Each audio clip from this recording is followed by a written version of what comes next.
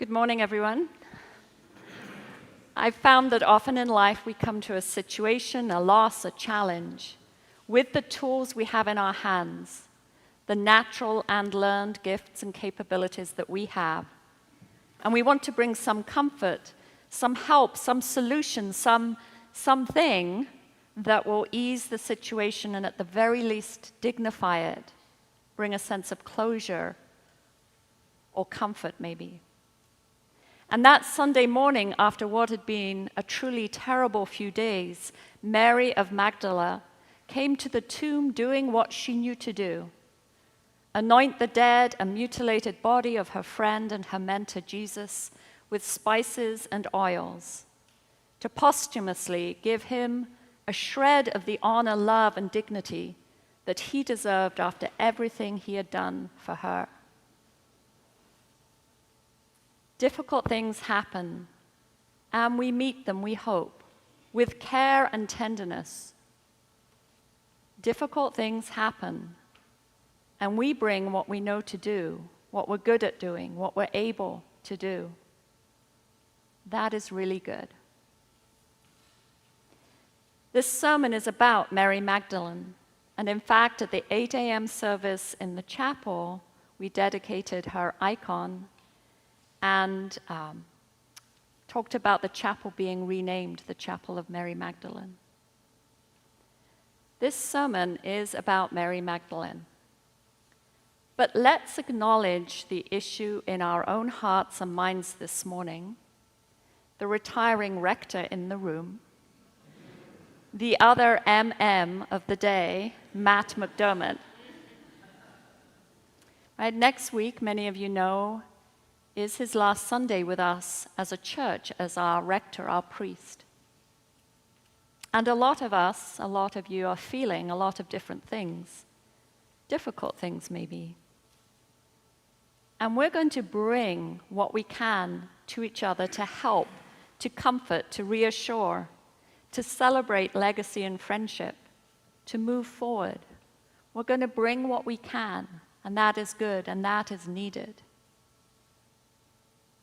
And I think also the story of Mary Magdalene brings another gift on this slightly strange day as a community.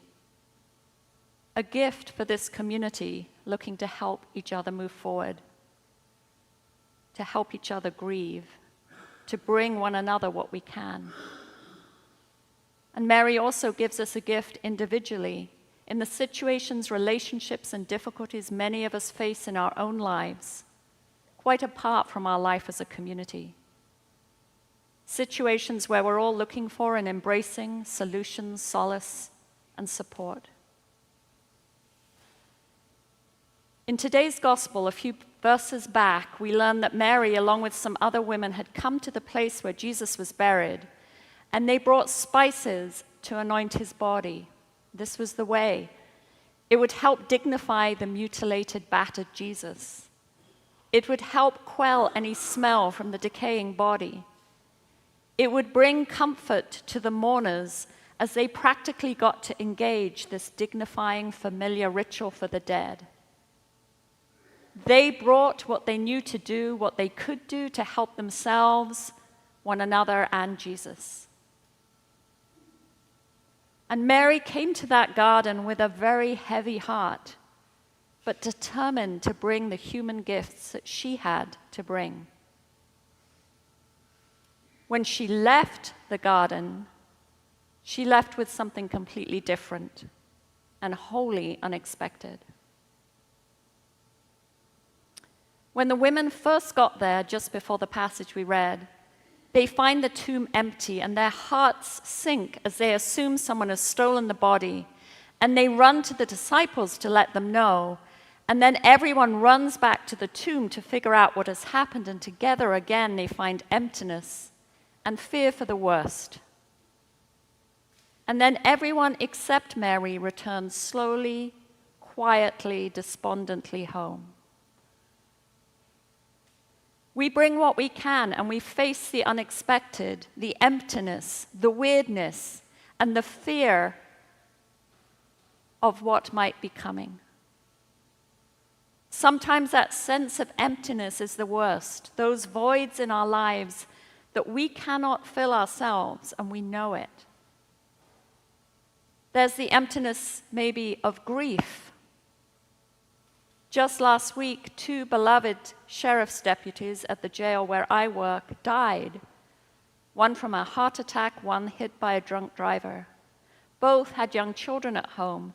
Both had worked over 20 years in tight-knit teams at the jail, and the grief has been palpable and overwhelming for everyone. There's an emptiness that no one can fill. And I bring what I can, right? Prayers and listening ears and grief resources and chocolate. But it does not fill the hole. There's the emptiness of difficult relationships in our lives, ones that should be filled with warmth and laughter and tenderness, but for one reason or another are not. There's the emptiness of unfulfilled ambition, the emptiness of boredom. There's all kinds of empties, big and small, in our lives. And let's be honest, the emptiness of Matt's leaving, both for him and for us. Let me be really clear for a moment. I'm not exactly equating Matt's retirement with the death and disappearance of Jesus' body from the tomb. Though there are echoes of similarity between the stories, though both are really momentous, I would need to say they're actually on completely different scales. What I am saying is that as we face this big change together as a community, and as we each face the difficult changes and situations in our personal lives, we all try to bring what we can to the table. Our human gifts, our skills, to anoint the body of the past and do what we can to help fill the voids. And often we experience with Mary a sense of emptiness, a fear that everything might be awful, and we might become despondent like her and lost. The disciples have all gone home. Mary stays, but she's distraught. She's weeping, looking again into the emptiness to see what? Well, she sees 2 figures, and my guess from the way she responds to their question, "Woman, why are you weeping?" her quite reasoned human response, she has no idea. She's in the presence of angels. Someone's taken him, and I don't know where he is. The what and the who I used to depend on is now gone, and I can't find him. My foundation has disappeared. So she turns in her tears, her eyes blurry. I'm sure her nose was running, and she sees someone else who asks her the same question, "Woman, why are you weeping? Who are you looking for?" And from her response, again, we surmise she has no idea who she's talking to. "Sir, just tell me where he is and I will go and get him." And in her response, we can see again this beautiful longing to bring her own strength, her own, "I can make this better." First she brought the spices, now she brings, "I'll go and get him. Just tell me where he is." So often we strive, we grasp for ways to make better whatever the problem and pain we're facing is. Yeah, in small ways. I mean, how many times can I try a new phone app to help me lose weight and get fit? In bigger ways, how can I change my life to feel more fulfilled and effective? What can I do to make my loved ones thrive? What can we as a church plan to help our church be our church when Matt leaves? Just tell me where he is and I will go and get him.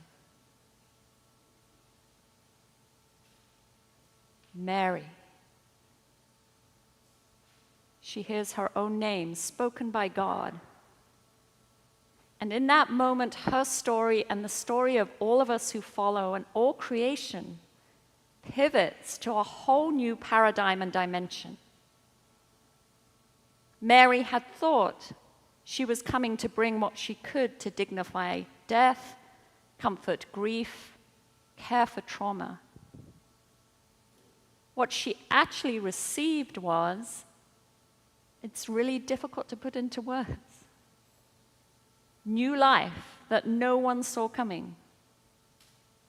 New hope suddenly that now death is no longer the end it always had been. A new commission, be a messenger of not only what can be humanly done, but also what can be divinely done. God's answer to us in our moments of emptiness is not only to tend to the real pain and suffering, but also to bring an impossible, resilient, insurmountable hope of the always renewing, restoring, resurrecting reality of God's presence and life in us, in this community, and in the world. Because the impossible now has become possible. Mary was no stranger to this sense of renewal and hope in the face of struggle. Her first meeting with Jesus, detailed in Luke chapter 8, when she first met him, he healed her from 7 demons.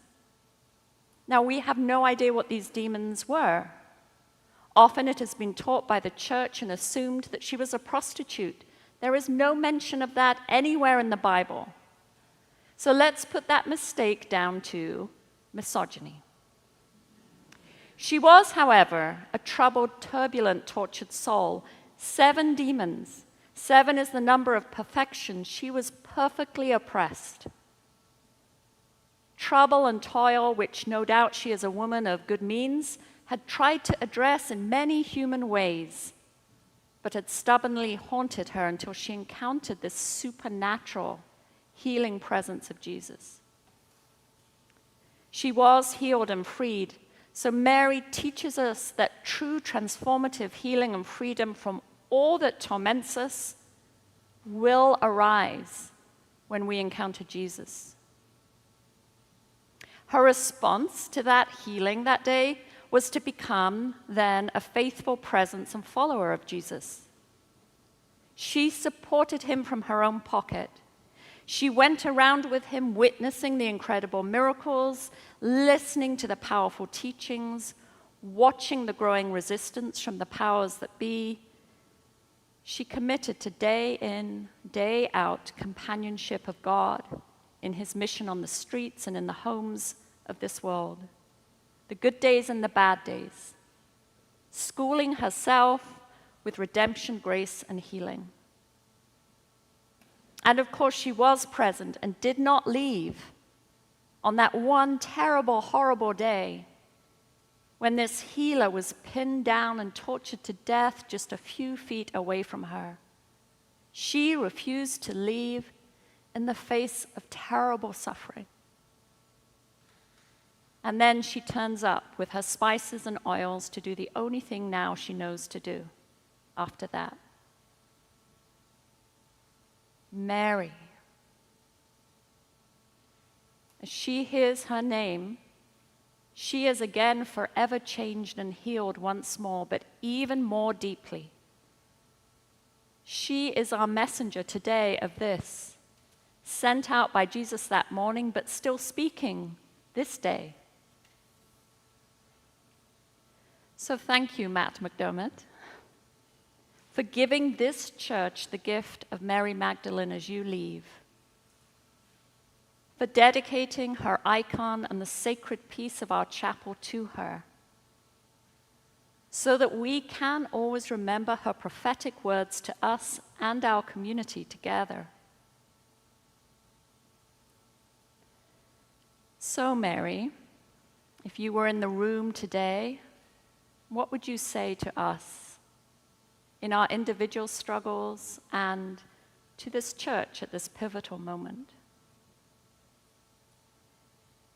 I think if she were in the room right now, she might say, first, Believe you can be healed of whatever torments you. It is possible. Jesus took all my demons. He can take what torments and enslaves you. Be free. Secondly, I think she'd say, turn up. This is Mary's practical side speaking. Walk the streets together with Jesus. Come to serve in this God's house.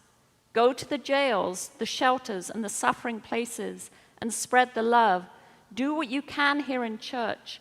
Learn from one another and from God. Give what you have.